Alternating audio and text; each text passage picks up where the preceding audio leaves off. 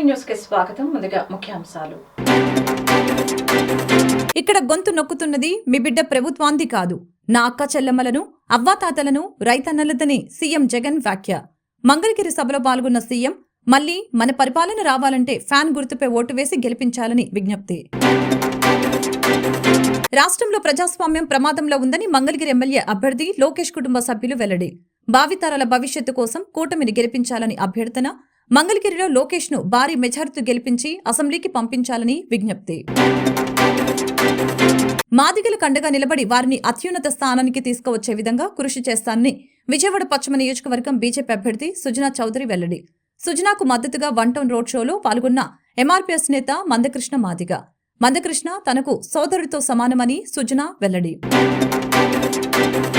విజయవాడ పశ్చిమలో ఎన్నికల సభ పెట్టి పవన్ కళ్యాణ్ బీసీలను అవమానించారని జై భారత్ పార్టీ పశ్చిమ ఎమ్మెల్యే అభ్యర్థి పోతిన వెంకట రామారావు ఆరోపణ.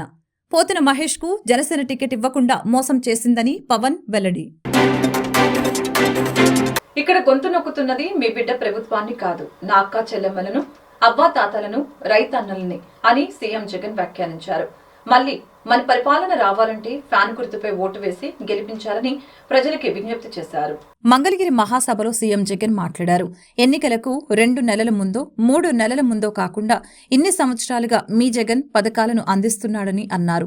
మీ బిడ్డ ఏం చేసినా కూడా మొదటి నుంచి క్యాలెండర్ ఇస్తూ ఏ నెలలో ఏ పథకం ఇస్తామో ప్రతి సంవత్సరం క్రమం తప్పకుండా మీ బిడ్డ మంచి చేస్తూ వచ్చాడు. అలాంటి మీ బిడ్డ ప్రభుత్వంపై ఎన్నికల వేళ కుట్రలు చేస్తూ ఉన్నారు. ఇక్కడ గొంతు నొక్కుతున్నది మీ బిడ్డ ప్రభుత్వానిది కాదు, నా అక్కా చెల్లెమ్మలు, అవ్వాతాతలు, రైతన్నలది. ఈ సంగతి తెలుసుకోలేకపోతున్నామని వ్యాఖ్యానించారు. వాలంటీర్లు మళ్లీ మీ ఇంటికి రావాలన్నా, పేదవాడి భవిష్యత్తు మారాలన్నా, పథకాలన్నీ కొనసాగాలన్నా, లంచాలు వివక్ష లేని పాలన జరగాలన్నా, మన పిల్లలు వారి బడులు వారి చదువులు ఇవన్నీ బాగుపడాలన్నా, మన హాస్పిటళ్లు మన వ్యవసాయం మెరుగుపడాలన్నా, ఇవన్నీ జరగాలంటే ఏం చేయాలి? ఫ్యాన్ గుర్తు మీద 2 బటన్లు నొక్కాలని చెప్పారు. 175కు 175 అసెంబ్లీ స్థానాలు, 25కి 25 ఎంపీ స్థానాలు తగ్గేందుకు వీలే లేదని ప్రజలు సిద్ధమేనా అని వెల్లడించారు. మీ బిడ్డ బటన్లు నొక్కితే 2 నెలలైపోయింది. మీ బిడ్డ బటన్లు నొక్కి ఎన్నికల కోడ్ అని చెప్పి తీసుకొచ్చారు. తీసుకొచ్చిన తర్వాత మీ బిడ్డ నొక్కిన బటన్లకు కూడా ఎక్కడ నా అక్క చెల్లెమ్మలకు ఆ డబ్బులు వెళ్ళిపోతాయో, ఎక్కడ వాళ్ళంతా జగన్ అంతా కూడా మంచివాడు అని చెప్పి అనుకుంటారేమో అని దానిని కూడా అడ్డుకుంటా ఉన్న దౌర్భాగ్యపు పరిస్థితిలో ఈరోజు ఉండి, నా అక్క చెల్లెమ్మని గట్టి పరిస్థితిలోనూ అది అందాలని మీ బిడ్డ ముఖ్యమంత్రి స్థానంలో ఈరోజు కోర్టుకు వెళ్తా ఉన్నాడు అనంటే ఏ స్థాయిలో ఈ వ్యవస్థ దిగజారిపోయిందో ఒక్కసారి ఆలోచన చేయమని మిమ్మల్ని అందరినీ కూడా కోరుతా ఉన్నా. నేను అడుగుతా ఉన్నా, మీ బిడ్డ చేసేది ఏది ఎన్నికల కోసం చేయలేదు. మీ బిడ్డ ఏది ఎన్నికలకు 2 నెలల ముందు 3 నెలల ముందు చేసినా దాఖలాలు లేవు. మీ బిడ్డ ఏం చేసినా కూడా మొట్టమొదటి రోజు నుంచి ప్రతి నెల మీ బిడ్డ క్యాలెండర్ ఇస్తూ, ఇదిగో ఈ క్యాలెండర్ ప్రకారం ఈ నెలలో రైతు భరోసా ఇస్తా, ఈ నెలలో అమ్మఒడి ఇస్తా, ఈ నెలలో చేయూతనిస్తా, ఈ నెలలో ఈ పథకం ఇస్తా, ఈ నెలలో ఈ పథకం ఇస్తా అని ప్రతి సంవత్సరము కూడా క్రమం తప్పకుండా మీ బిడ్డ ఈ 5 సంవత్సరాలు క్రమం తప్పకుండా మీ బిడ్డ మీ అందరికీ కూడా మంచి చేస్తూ వచ్చాడు. కానీ ఎన్నికలకు వచ్చేసరికి, ఎన్నికలకు 3 నెలలు ఉండేసరికి కుట్రలు కుతంత్రాలు.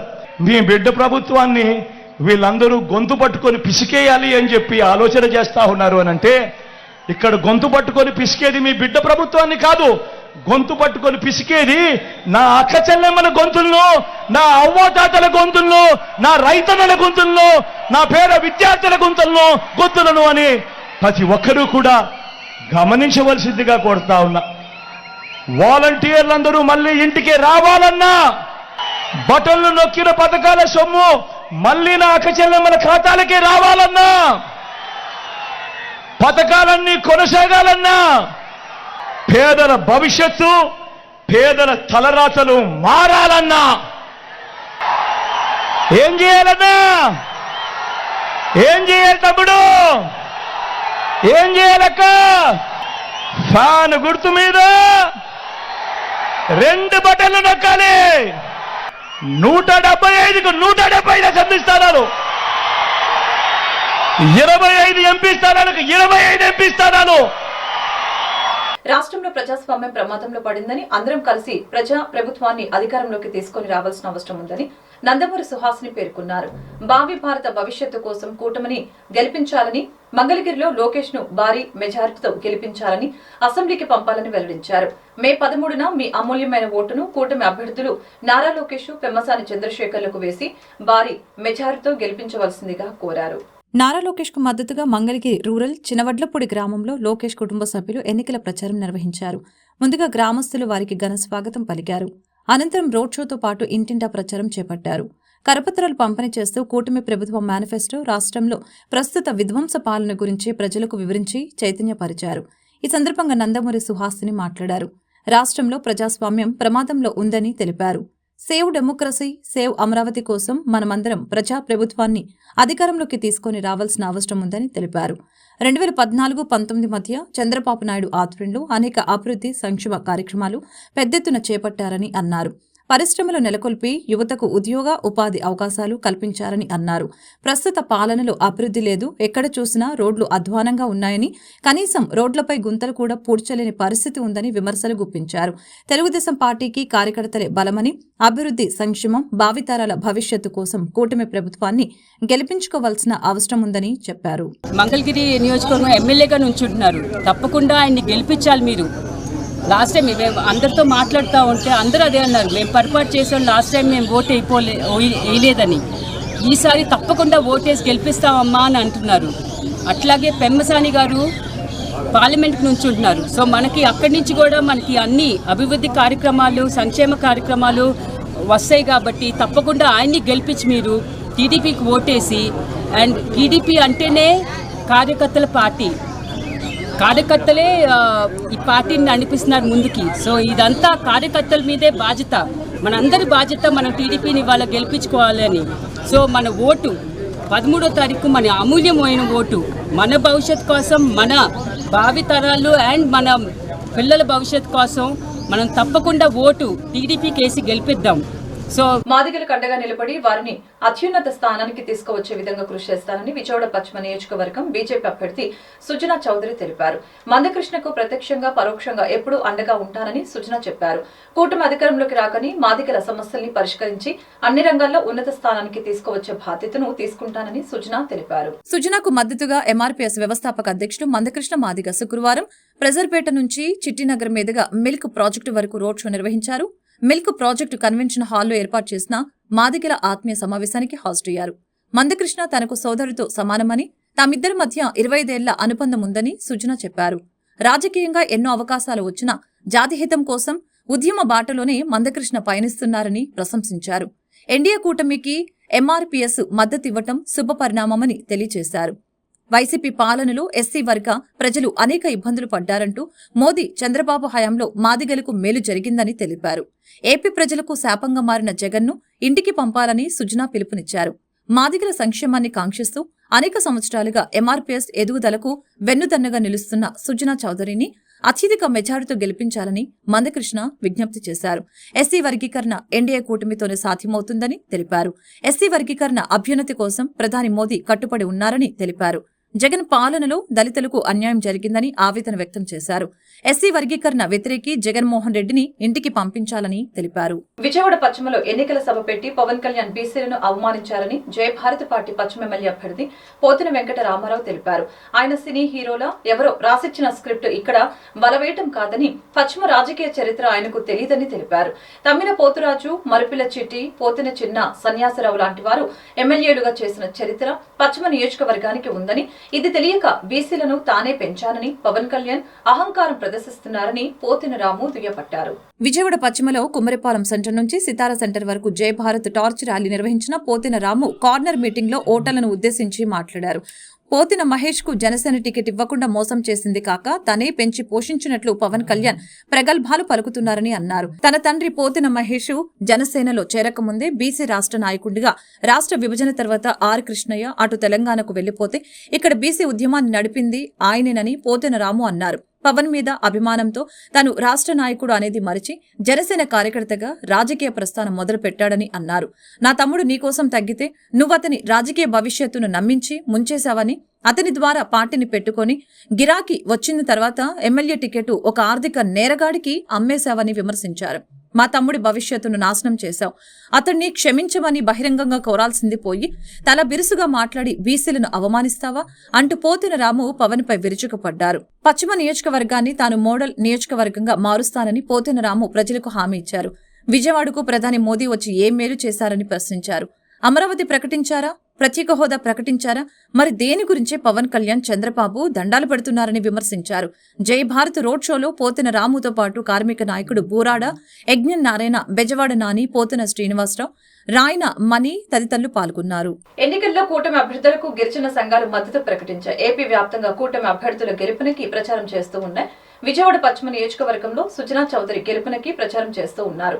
అధికారంలోకి వచ్చాక జగన్ మాట తప్పారని, ప్రభుత్వ సలహాదారుల్లో ఒక గిరిజన నేతకు కూడా పదవి ఇవ్వలేదని ఆదివాసీ మేధావుల వేదిక ఏపీ అధ్యక్షులు అనుముల వంశీకృష్ణ తెలిపారు. గిరిజనుల సంక్షేమం కోసం ఎన్డీఏ కూటమి ప్రకటించిన మేనిఫెస్టో తమకు మేలు చేసే విధంగా ఉందని ఆదివాసీ మేధావుల వేదిక ఏపీ అధ్యక్షులు అనుముల వంశీకృష్ణ అన్నారు. మైదాన ప్రాంతంలో ఉన్న యానాదులు ఎవరూ జగన్ హయాంలో అభివృద్ధి చెందలేదని బండి వెంకటేశ్వర్లు చెప్పారు. వైసీపీ పాలనలో ఎందరో యానాదులు ప్రాణాలు కోల్పోయారని ఆవేదన వ్యక్తం చేశారు. జగన్ను ఓడించేందుకు గిరిజన సంఘాలు ఏకమయ్యాయని తెలిపారు. జగన్ పాలనలో లంబాడీలు అన్యాయమయ్యారని, గిరిజన ప్రాంతాల్లో పరిస్థితి ఘోరంగా ఉందని కేశవ్ నాయక్ తెలిపారు. భవానీపురం బీజేపీ కార్యాలయంలో వీరు మీడియాతో మాట్లాడారు. సుజనా చౌదరి విజయం కోసం తామందరం కృషి చేస్తామని, భారీ మెజారిటీతో గెలిపించుకుంటామని స్పష్టం చేశారు. ఈ జగన్మోహన్ రెడ్డి పరిపాలన చూసినట్టయితే మైదాన ప్రాంతంలో ఉన్నటువంటి యానాదులు ఎవరో కూడా అభివృద్ధి చెందలేదు. మారుమూల గ్రామాల్లో చూస్తే వెళ్ళాలంటే ఒక స్కూటర్ మీద వెళ్ళాలన్నా కానీ ఆ గ్రామాలకి గంట సేపు పడుతుంది. అంటే రోడ్లు ఏ విధంగా ఉన్నాయంటే ఎక్కడెక్కడ గుంటల్లో నిండిపోయి అక్కడ ఎక్కడైనా సరే ఎవరైనా సరే అనారోగ్యం పాలైనా సరే ఆసుపత్రి తరలించాలన్నా ఆ గుంటల్లో రావాలన్నా కానీ చాలా ఇబ్బంది పడుతూ ప్రాణాలు కోల్పోతున్నారు. అదేవిధంగా ఈ జగన్మోహన్ రెడ్డి గారు లేనిపోని ఈ యువతనంతా కూడా చెడగొడుతూ డ్రగ్స్ మాఫియా దందా చేస్తూ యువతను కూడా చెడగొడుతుంది. అదేవిధంగా ఎస్టీలకు కార్పొరేషన్ సంస్థ ఏర్పాటు చేస్తానని చెప్పి ఎస్టీ కార్పొరేషన్ సంస్థ ఏర్పాటు చేస్తానని చెప్పి ఏదైతే హామీ ఇచ్చారో ఆ హామీ జగన్మోహన్ రెడ్డి ఇప్పటికి కూడా నెరవేర్చలేదు. అదే జగన్మోహన్ రెడ్డి మేము అడుగుతున్నాం, ఏమయ్యా జగన్మోహన్ రెడ్డి, జనాలకు నువ్వు వాచి పెడతావా, జనాల మభ్య పెడతావా, ఇచ్చిన హామీలు ఎందుకు నువ్వు నెరవేర్చట్లేదని చెప్పి జగన్మోహన్ రెడ్డి గారిని అడుగుతున్నాం. ఈసారి జగన్మోహన్ రెడ్డి గారి ఓటమి తథ్యం. ఖబర్దార్ జగన్మోహన్ రెడ్డి. గిరిజనులందరూ కూడా నీ పరిపాలన చూశారు. గిరిజనులందరూ కూడా మూకుమ్మడిగా ఒకటై సంఘాలన్నీ కూడా ఏదైతే జనసేన, భారతీయ జనతా పార్టీ, తెలుగుదేశం పార్టీ మూడు కలిసి ఒక కూటమిగా ఏర్పడ్డాయో ఆ కూటమి తరపున కూడా గిరిజన సంఘాలందరూ కూడా మద్దతుగా నిలబడి ప్రచారంలో ఆంధ్రప్రదేశ్ రాష్ట్ర వ్యాప్తంగా చేస్తున్నాం. ఈ కూటమిలో జగన్మోహన్ రెడ్డికి ఓటమి తప్పదు. జగన్మోహన్ రెడ్డి రాష్ట్రం వదిలి పారిపోక కూడా తప్పదు. అదేవిధంగా గిరిజనులు చాలా నష్టపోతున్నారు. ఉద్యోగాలు అన్నారు, ఉపాధిలు అన్నారు. గిరిజనులకు అప్పటి నుంచి ఇప్పటి వరకు కూడా ఎటువంటి పథకాలు కూడా 15 గిరిజన సంఘాలు కలిసి ఆదివాసీ మేధావుల వేదికగా మరి ఆవిర్భావం జరిగి రాష్ట్ర వ్యాప్తంగా గిరిజన సంఘాల మద్దతు కూటమికి అని రాష్ట్ర వ్యాప్తంగా పర్యటన చేస్తూ మరి పని విభజన చేసుకొని మరి మేము ఈ వెస్ట్ నియోజకవర్గంలో గత 15 రోజులుగా పనిచేస్తూ ఉన్నాం.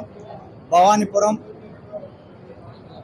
ఏకలవ నగరు, ఊరిమిలా నగరు, నాలుగు స్తంభాల సెంటరు, లంబాడిపేట తదితర ప్రాంతాల్లో గిరిజన కాలనీలను పర్యటించి గిరిజనులకు జరుగుతున్న అన్యాయాన్ని, దోపిడీని, వివక్షని వైసీపీ ప్రభుత్వ హయాంలో ఎన్నికల ముందు జగన్మోహన్ రెడ్డి గారు ప్రజా సంకల్ప యాత్రలో మేము అధికారంలోకి వస్తే ఎరుకలు యానాదుల తెగలకి ప్రత్యేక ఫైనాన్స్ కార్పొరేషన్ ఏర్పాటు చేస్తానని చెప్పి అధికారంలోకి వచ్చిన తర్వాత మాట మరిచారు. అలానే ఎస్టీ బ్యాక్లాగ్ పోస్టులు భర్తీ చేస్తామన్నారు. 56 ప్రభుత్వ సలహాదారుల్లో ఒక్కరికి కూడా గిరిజనులకి ఇవ్వలేదు.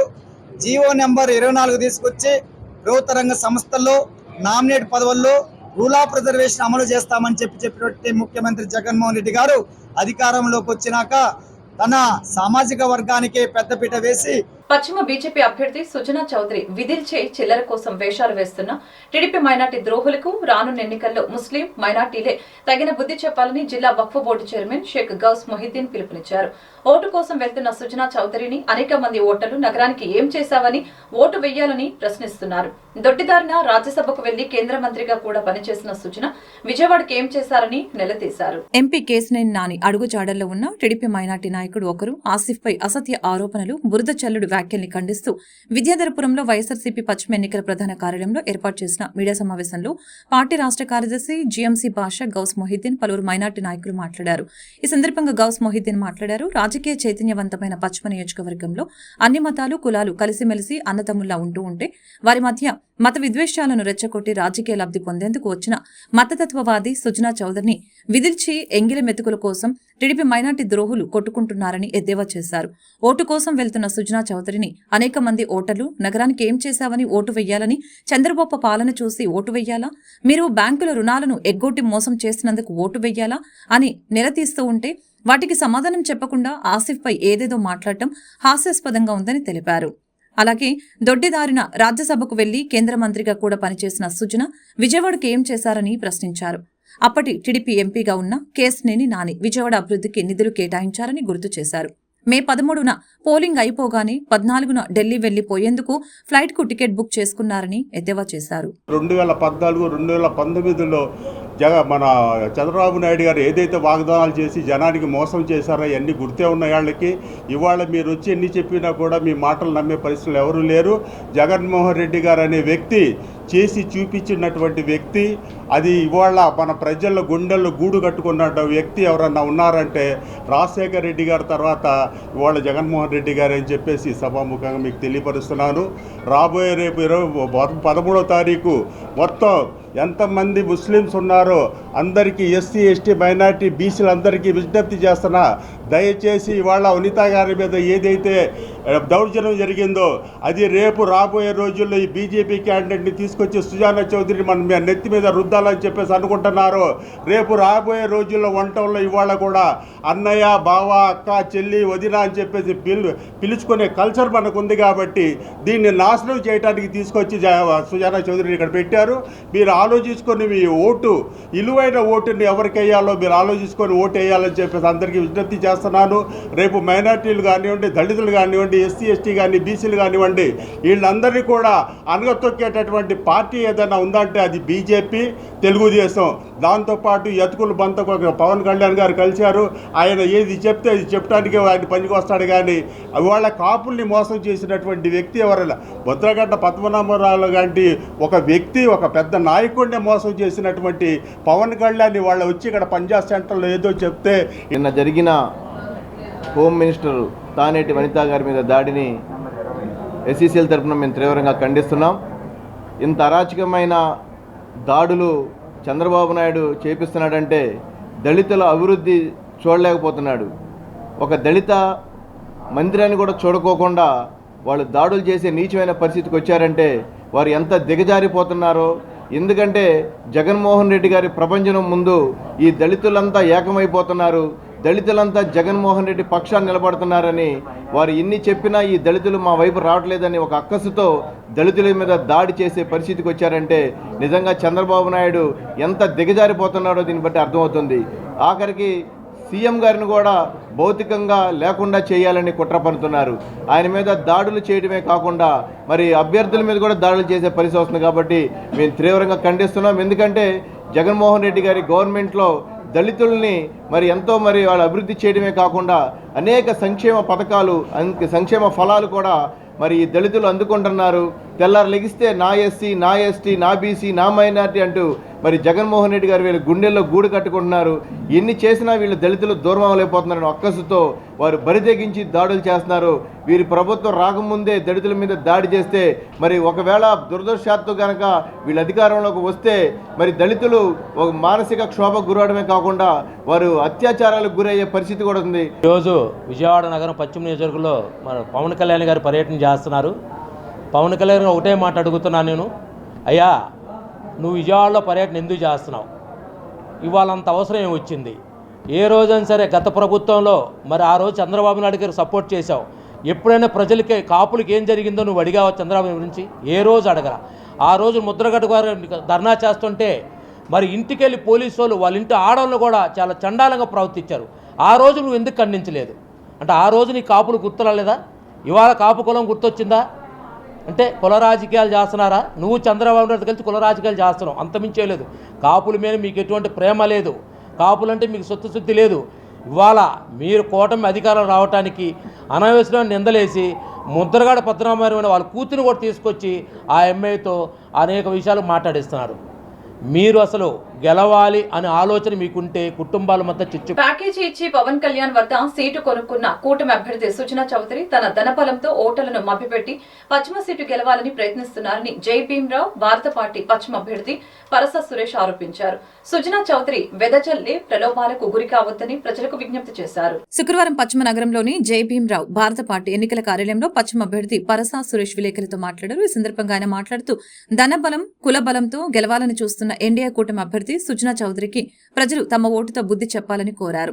6,000 కోట్లు ప్రజల సొమ్ము దోచేసిన ఆర్థిక నేరస్తుడు సుజనాను ఓడించాలని దుయ్యపట్టారు. ప్రశాంతంగా ఉన్న పశ్చిమ నగరంలో కులాల మధ్య మతాల మధ్య చిచ్చు పెట్టే ప్రయత్నం చేస్తున్నారని ఆరోపించారు. పశ్చిమ నగరంలో కుట్రపూరిత రాజకీయాలు చేస్తున్న సుజనా చౌదరికి తగిన రీతిలో ప్రజలు బుద్ధి చెప్పాలని అన్నారు. అలాగే వైసీపీ టీడీపీ ఇద్దరు బీజేపీకి తొత్తులుగా మారి మరో పశ్చిమ అభ్యర్థి ఆసిఫ్ అనే వ్యక్తి రాజకీయ భవిష్యత్తును నాశనం చేయడానికి జగన్ ప్రయత్నాలు చేస్తున్నారని ఆరోపించారు. తమ పార్టీ తరపున కోటు గుర్తుకి ఓటు వేసి తనను అఖండ మెజారిటీతో గెలిపించాలని ఆయన కోరారు. అన్ని వర్గాల ప్రజలకు అండగా ఉన్న జగనన్నకు రాష్ట్ర ప్రజల మద్దతు సంపూర్ణంగా ఉందని వైకాపా మహిళా నేత కేసినేని శ్వేత అన్నారు. టీడీపీకి సొంత బలం లేక జనసేన బీజేపీలను కలుపుకొని జగన్ పై రాజకీయ దాడి చేస్తున్నారని ఆరోపణలు గుప్పించారు. 44 డివిజన్ ఎన్నికల ప్రచారంలో భాగంగా division corporator Mylavarapu Ratnakumari, YCP రాష్ట్ర సహాయ కార్యదర్శి మైలవరపు దుర్గారావులతో కలిసి కేసినేని శ్వేత ఇంటింటికి వెళ్లి పశ్చిమ ఎమ్మెల్యే అభ్యర్థి ఆసిఫ్ ను గెలిపించాలని ఓటర్లను అభ్యర్థించారు. ఈ సందర్భంగా ఆమె మాట్లాడారు. జగనన్న పథకాలతో పేద ప్రజల జీవితాలు మారాయని తెలిపారు. రాష్ట్రంలో జగన్ రుణం తీర్చుకునేందుకు ప్రజలు ఎన్నికల కోసం ఎదురు చూస్తున్నారని, ఫ్యాన్ ప్రపంచం ముందు కూటమి కొట్టుకుపోతుందని విమర్శలు గుప్పించారు. ఈ కార్యక్రమంలో పాల్గొన్న వైసీపీ రాష్ట్ర సహాయ కార్యదర్శి మైలవరపు దుర్గారావు మాట్లాడారు. ప్రభుత్వం అందించిన సంక్షేమ పథకాలను ప్రతి ఇంటికి అందజేశామని, అంతేకాకుండా డివిజన్లో అనేక అభివృద్ధి కార్యక్రమాలు చేశామని ఆయన వివరించారు. ప్రజలు ఫ్యాన్ గుర్తుకే ఓటు వేసి జగనన్నను మళ్లీ సీఎం చేస్తారని నొక్కి వక్కానించారు. ఈ కార్యక్రమంలో వైసీపీ కార్యకర్తలు, అభిమానులు పాల్గొన్నారు.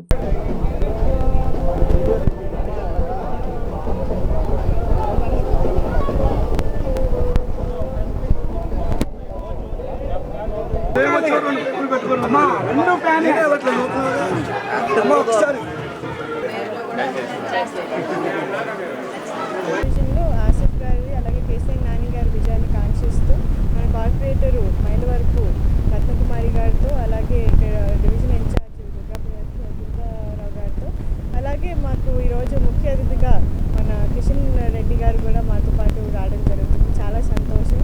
ఈ రకంగా వైఎస్ఆర్సీపీ కుటుంబ సభ్యులందరూ కూడా వచ్చి ఈరోజు మమ్మల్ని సపోర్ట్ చేయడం జరుగుతుంది. ఎక్కడికి వెళ్ళినా కానీ ప్రజాస్పందన అనేది చాలా అద్భుతంగా ఉంది. ఈరోజు ప్రజల గుండెల్లో ప్రత్యేకంగా పేద ప్రజలు అలాగే మధ్యతరగతి కుటుంబాలలో జగన్మోహన్ రెడ్డి గారు నిలిచిపోయి ఉన్నారు. ఎవరైనా కానీ మాకు జగనన్న మాకు అమ్మఒడి ఇచ్చారు, చేయూత ఇచ్చారు, మా ఇంటి దాకా పెన్షన్లు పంపిస్తున్నారు, మా పిల్లల్ని భవిష్యత్తు కోసం స్కూల్స్ని అప్గ్రేడ్ చేశారు. ఈ రకంగా ఏ ఇంటికి వెళ్ళినా కానీ జగన్మోహన్ రెడ్డి గారిని చాలా మంచిగా ఆయన్ని గెలిపించుకోవడం మా కర్తవ్యం అని చెప్తూ జగన్ మామని గెలిపించుకుంటాం, జగన్ అన్నని గెలిపించుకుంటాం, లేకపోతే మా జగన్ బిడ్డని గెలిపించుకుంటాం అన్నట్టు మా సొంత కుటుంబ సభ్యులాగా వాళ్ళందరూ కూడా ట్రీట్ చేయడం జరుగుతుంది. జగన్మోహన్ రెడ్డి గారు నిజంగా 5 సంవత్సరాల్లో ఎన్నో రెవల్యూషనరీ డెవలప్మెంట్ వర్క్స్ కానివ్వండి, లేకపోతే సిస్టమాటిక్ చేంజెస్ కానివ్వండి తీసుకురావడం జరిగింది. వాలంటీర్ వ్యవస్థని తీసుకొచ్చి ప్రభుత్వాన్ని ఈరోజు ప్రజల గడపల దాకా తీసుకురావడం అనేది చాలా గొప్ప విషయం. మీరు కూడా చూస్తున్నారు, వాలంటీర్లు 2 నెలలు ఆగితేనే వృద్ధులు కానివ్వండి, పెన్షనర్స్ కానివ్వండి ఎంత ఇబ్బంది పడుతున్నారండి. ప్రజల్లో కూడా అవగాహన వచ్చింది. ఈరోజు వాలంటీర్ వ్యవస్థ ఉంటే ఎంత సంతోషంగా ఉంటుంది. ప్రభుత్వం ప్రతిదీ కూడా మన ఇంటి దాకా చేరుస్తుందని చెప్పి ప్రతి ఒక్కరు అనడం జరుగుతుంది. ఈ రకంగా మన రాష్ట్రంలో ఎన్నో ఇటువంటి మార్పులు తీసుకొచ్చి పేద ప్రజలకి అలాగే మధ్యతరగతి ప్రజలకి ఎంతో న్యాయం చేసిన వ్యక్తి ఎవరైనా ఉన్నారంటే మన జగన్మోహన్ రెడ్డి గారు. అలాగే కేసీఆర్ నాని గారు ఇక్కడ విజయవాడ ముద్దుబిడ్డ. ఎక్కడికి వెళ్ళినా కానీ నాని గారిని మళ్ళీ గెలిపించుకుంటాం. హ్యాట్రిక్ ఎంపీగా కేసీఆర్ నాని గారిని, ఆసిఫ్ గారిని అత్యధిక మెజార్టీతో గెలువాలని చెప్పి వైఎస్ జగన్మోహన్ రెడ్డి అభిమానంతో ఇక్కడికి వచ్చారు.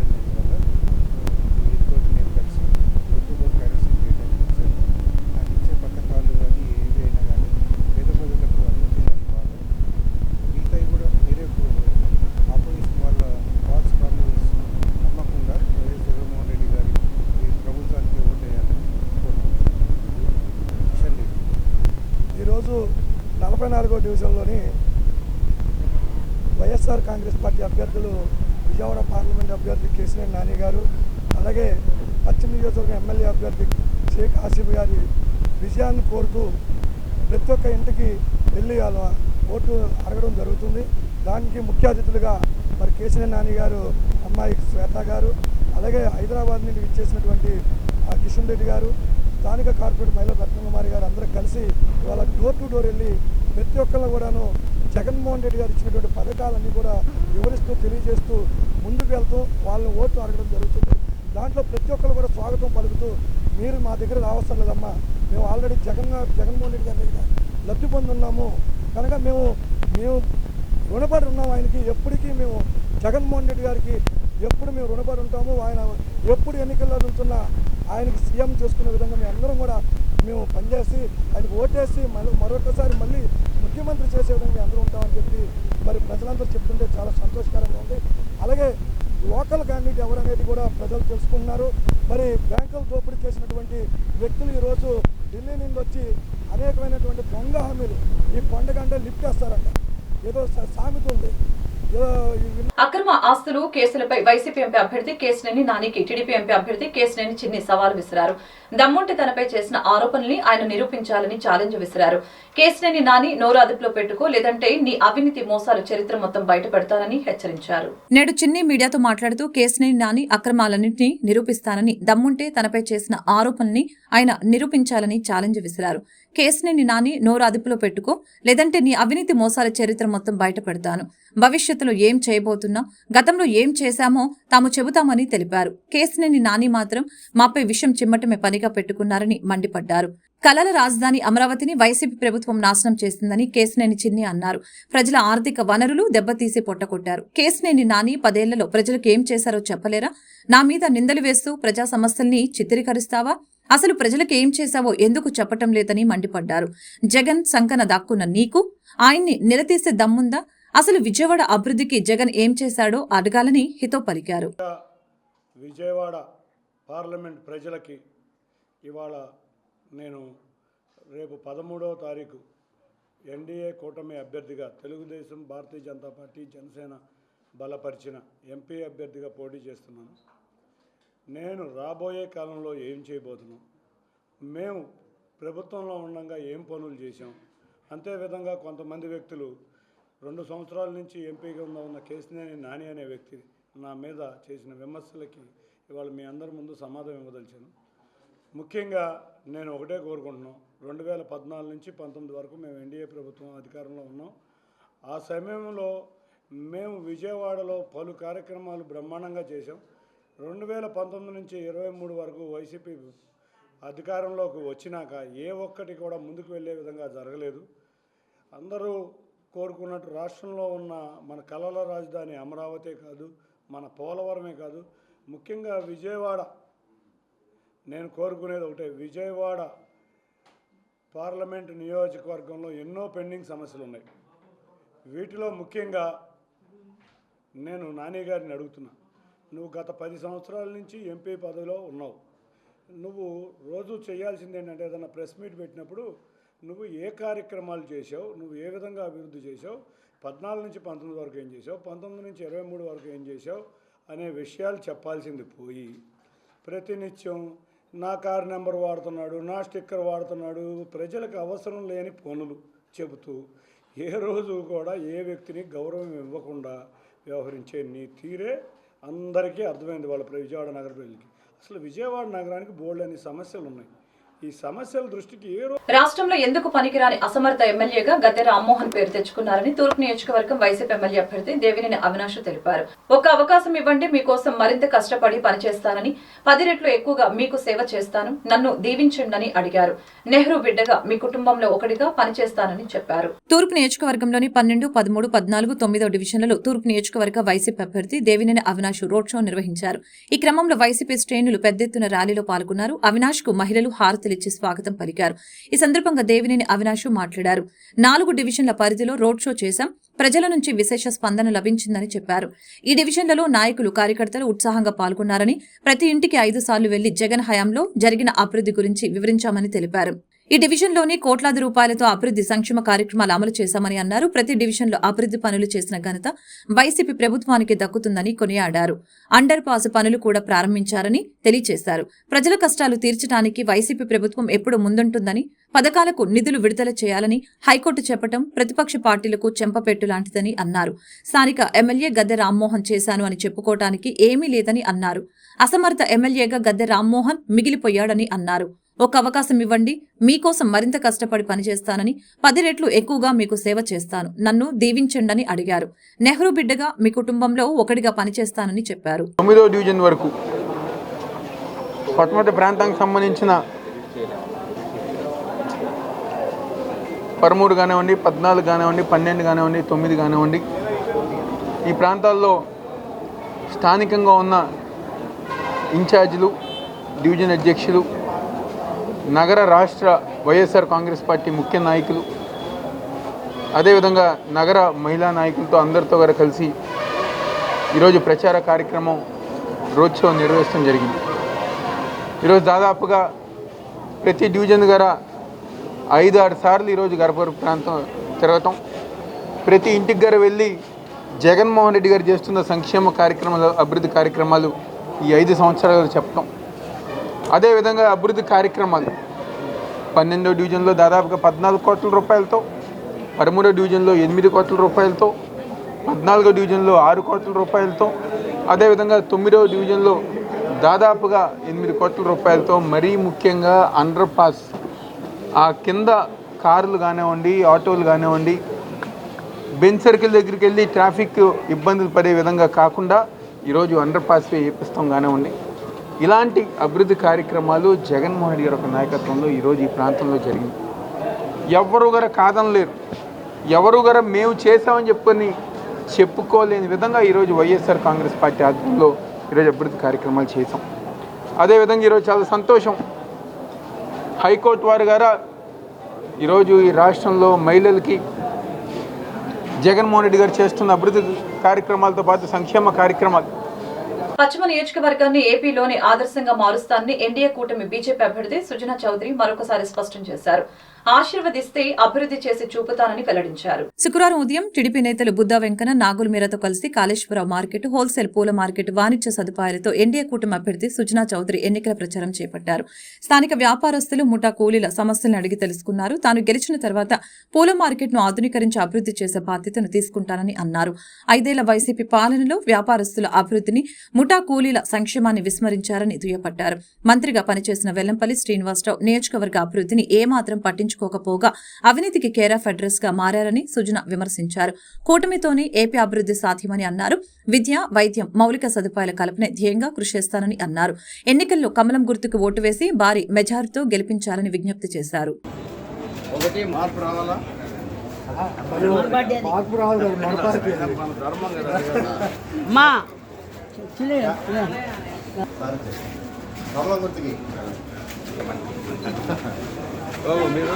మీరు అడ్డు లేకుండా మార్పు రావాలా?